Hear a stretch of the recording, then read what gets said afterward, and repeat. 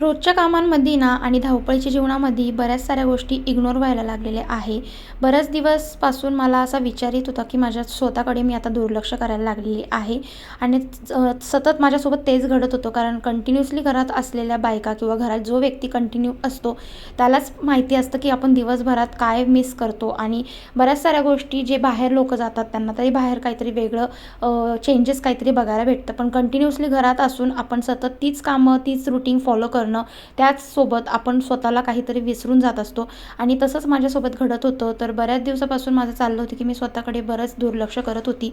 तर आजपासून मी नक्कीच मला स्वतःला वेळ देणार आहे. स्वतःचं सेल्फ केअर, स्वतःचं रूटीन आणि माझ्या लाईफमध्ये थोडंफार काहीतरी चेंजेस व्हावं असं दिवसभर मी आता राहणार आहे. आणि आता घर तर स्वच्छ करून झालं सकाळचं. आता शिवांशला घ्यायला जायचं होतं, त्यामुळे इथे रेडी होत होती. तर त्याला स्कूलमधनं घेऊन आले आणि त्यानंतर मग स्वयंपाक बनवायला घेतला.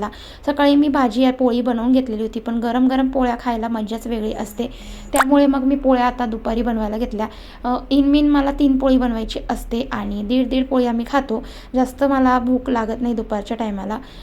तर एकीकडे शिवांशला जेवायला दिलं, पण तो काही त्याच्या हाताने खाणार नाही, मलाच खाऊ घालावं लागेल. तर असा होता आजचा रुटीन. आवडला असेल तर लाईक, शेअर, सबस्क्राईब नक्की करा. चला भेटते.